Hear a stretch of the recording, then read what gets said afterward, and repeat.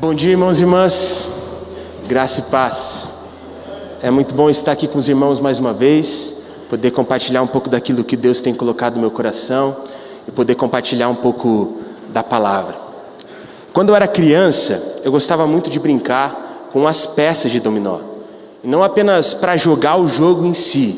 Eu gostava bastante de colocar as peças levantadas em linha reta, uma do lado da outra, para que quando eu empurrasse a primeira peça, todas as outras fossem derrubadas. Eu lembro que eu comecei a fazer isso porque uma vez eu vi um filme isso acontecendo.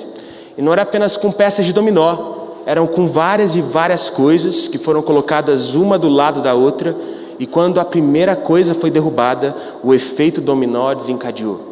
E aquele efeito dominó durou aproximadamente 1 minuto, e quando eu assisti aquele filme eu achei aquilo extraordinário. Para mim era impressionante perceber que a partir de um simples toque, tudo aquilo poderia acontecer, tudo aquilo poderia ser desencadeado.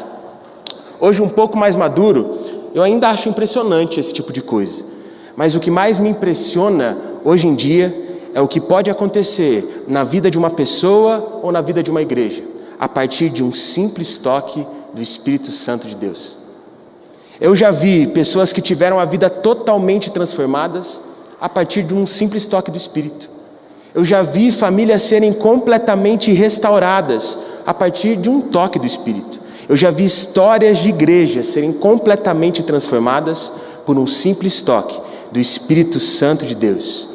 E ver isso acontecendo nos motiva, ver isso acontecendo nos anima, ver isso acontecendo é tão bom que eu quero que isso aconteça cada dia mais, na minha vida, na sua vida, mas principalmente na vida da nossa igreja, da nossa comunidade. E é justamente a partir dessa reflexão que essa mensagem surgiu no meu coração. Mensagem essa que eu intitulei com o tema: Você só precisa de um toque. E para que a gente possa refletir sobre isso, eu convido os irmãos a abrirem suas Bíblias no livro de Atos, no capítulo de número 1. Nós vamos ler do verso 1 ao verso 11. Atos, capítulo de número 1, do verso 1 ao verso 11. Eu vou ler a palavra na linguagem NVI, e espero que os irmãos consigam acompanhar essa leitura junto comigo.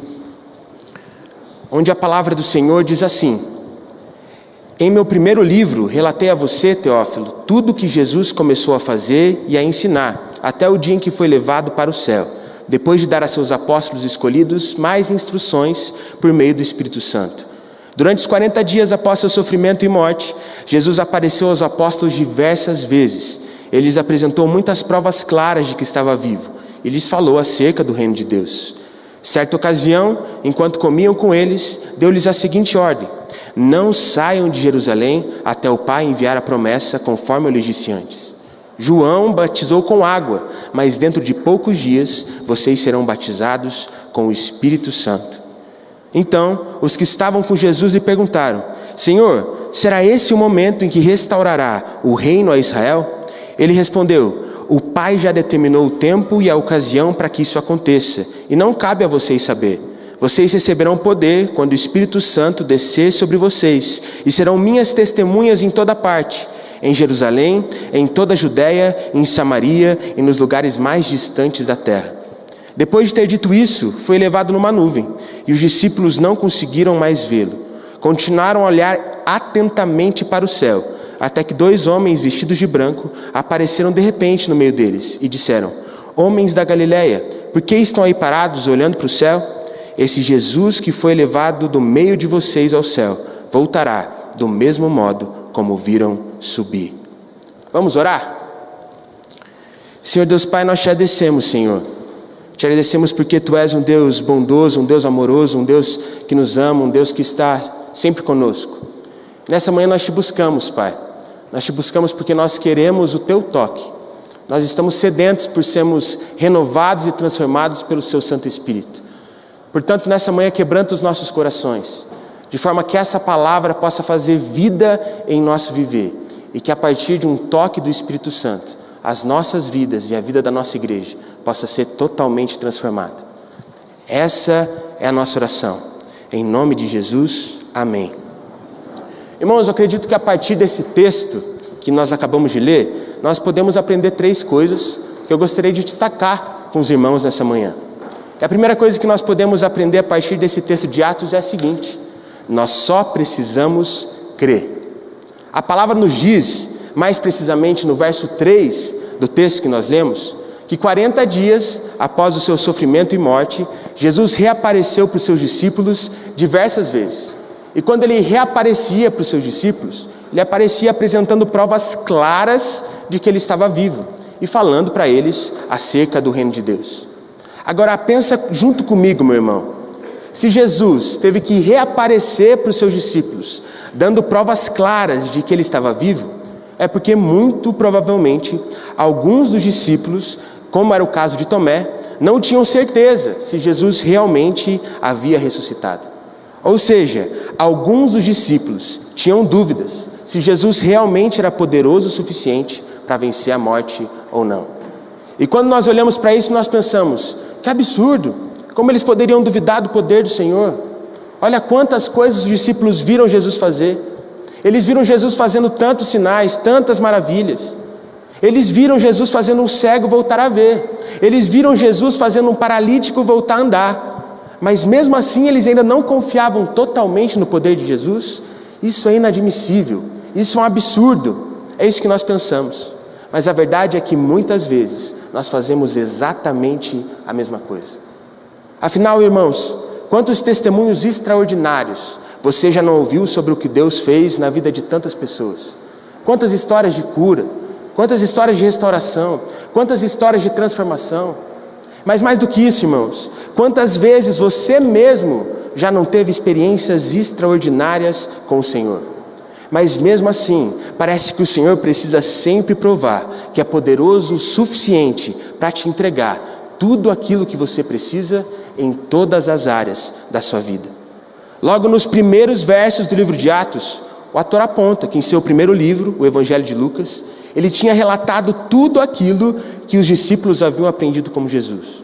Como quem diz o seguinte: eu já relatei aquilo que nós aprendemos com o Mestre, e agora eu irei relatar o que nós faremos a partir daquilo que aprendemos.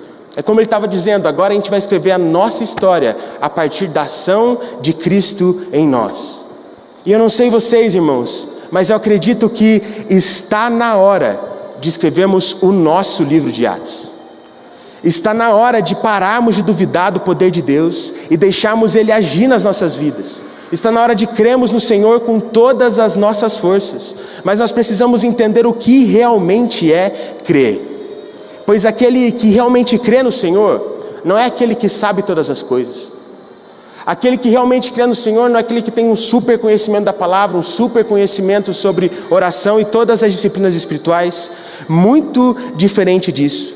Aquele que realmente crê no Senhor é aquele que acredita no fundo do seu coração que aquele que sabe todas as coisas vai agir em nós e através de nós, se buscarmos e obedecermos a Ele. Mas para que Ele faça em nossas vidas, para que Ele venha transformar o nosso viver, nós precisamos crer. E devemos fazer isso de todo o nosso coração. Só quem prega sabe o quanto é bom pregar para pessoas que têm fome de Deus. Só quem prega sabe o quanto é bom pregar para pessoas que têm fome pela palavra. Só quem prega sabe o quanto é bom pregar para pessoas que têm fome pelo Espírito. E se esse sentimento já é bom para o pregador, imagina para Deus. Eu imagino a alegria do Senhor a olhar para nós e ver que nós temos fome dEle. Eu imagino a alegria do Senhor a olhar para nós e ver que nós temos fome pela palavra de Deus. Eu imagino o quanto o Senhor fica alegre a olhar para nós e perceber que nós estamos sedentos pela palavra dEle em nosso viver. Por isso eu creio com todas as minhas forças e com toda a certeza que eu tenho, que se nós tivermos, irmãos, fome de Deus e cremos nele de todo o nosso coração, Ele irá agir. Ele irá agir nas nossas vidas, na vida da nossa igreja. Mas para que isso aconteça, nós precisamos crer e não duvidar daquilo que Ele fará. Isso nos leva à segunda coisa que nós podemos aprender a partir desse texto de Atos. Só precisamos da promessa. Nos versos 4 e 5 do texto que nós lemos, Jesus olha para os seus discípulos e diz o seguinte: não saiam de Jerusalém até o Pai enviar a promessa. João batizou com água, mas em poucos dias vocês serão batizados pelo Espírito. E eu imagino que naquele momento os discípulos ficaram um pouco confusos com aquilo. Afinal, antes de partir, lá em Mateus 28, Jesus olha para os discípulos e pede para que eles fizessem discípulos em todas as nações. E se eles permanecessem em Jerusalém, isso nunca aconteceria. E, consequentemente, eles não cumpririam essa missão.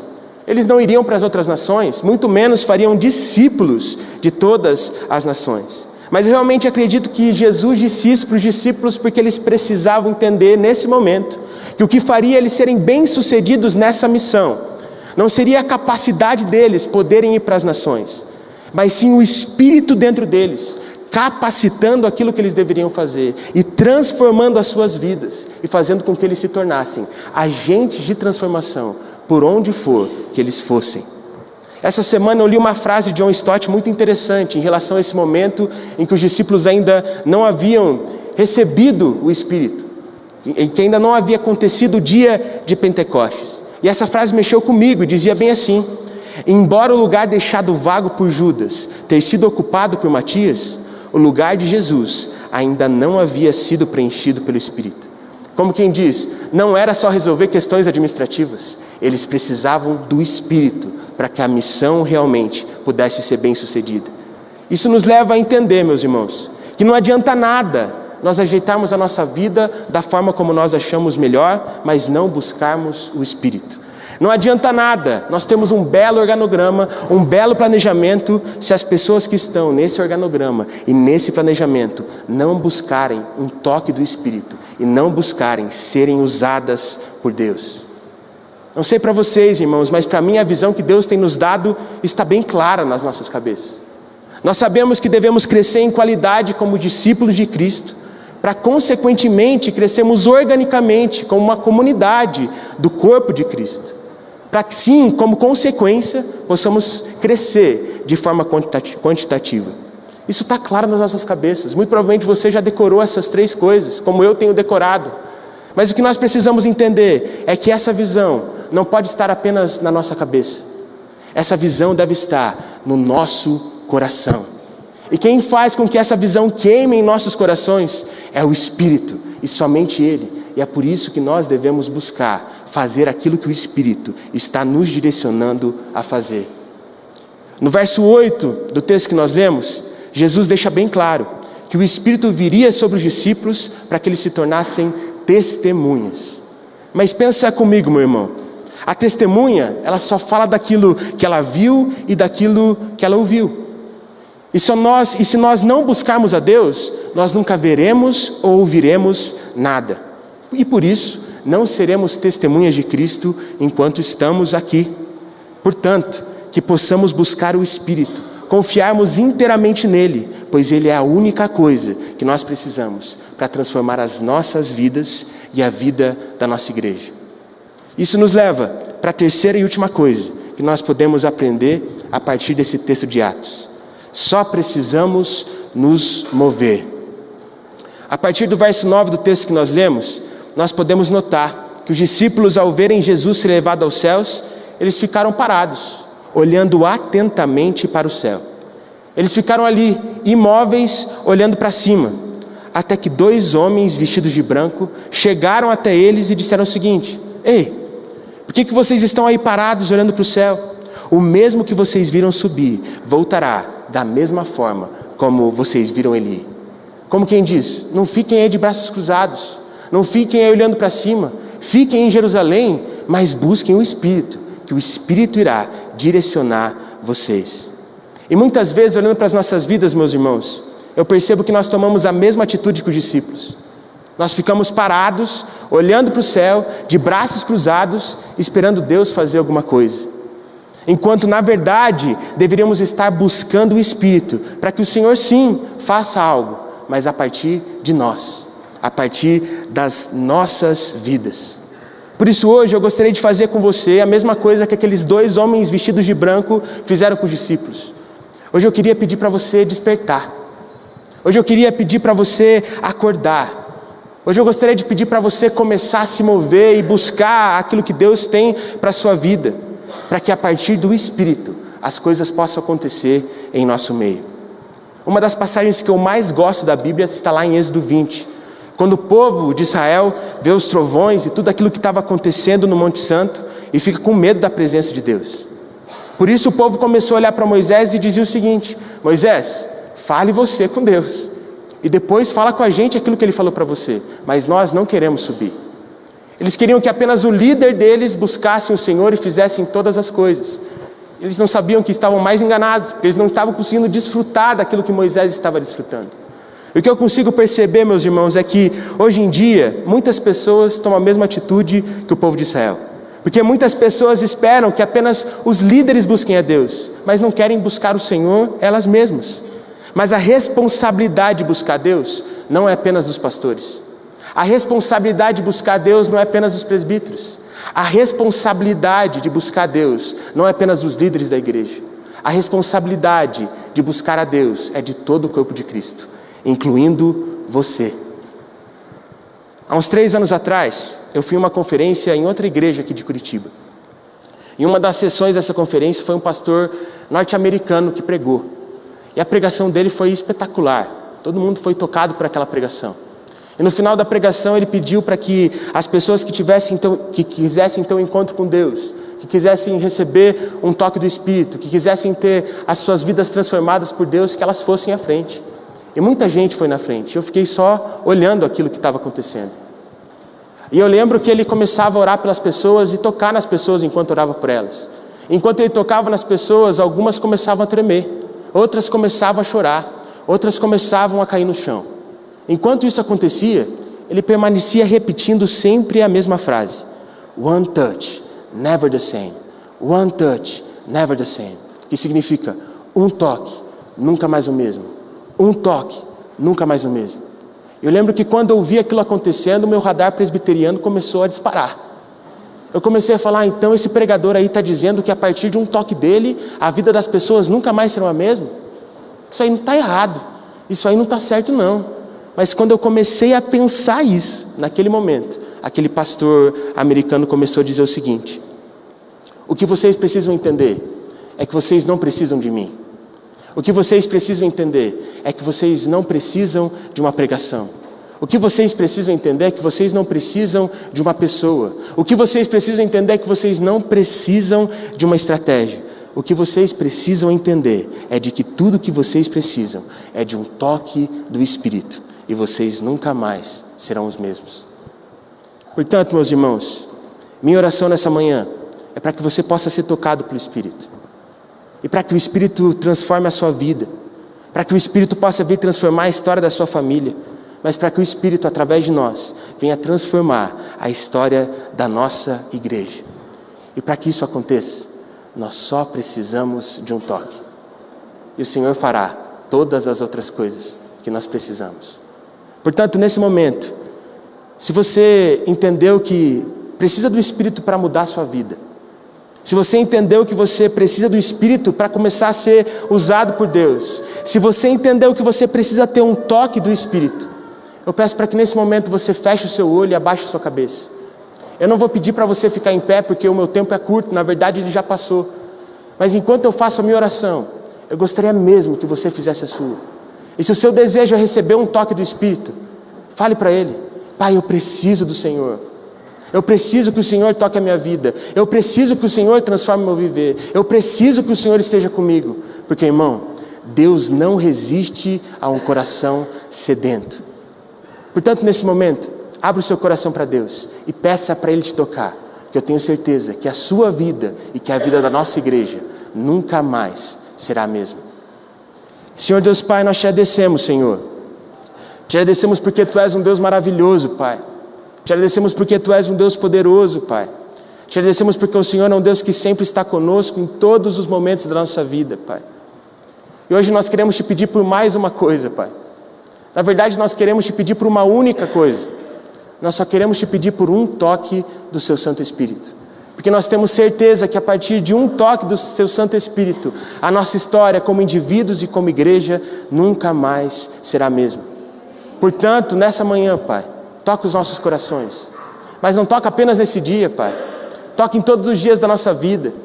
para que essa visão de sermos discípulos de Deus, formarmos uma comunidade de discípulos, não seja uma visão que esteja apenas na nossa cabeça, mas no nosso coração. Que a partir desse toque do Espírito possamos queimar por Jesus, queimar pela palavra, tendo a certeza de que o Senhor fará grandes coisas em nossa vida e na vida da nossa igreja. Senhor, nos toca, porque nós temos fome. Fome pela sua palavra, fome pela sua presença e fome pela ação do seu Santo Espírito em nossa vida.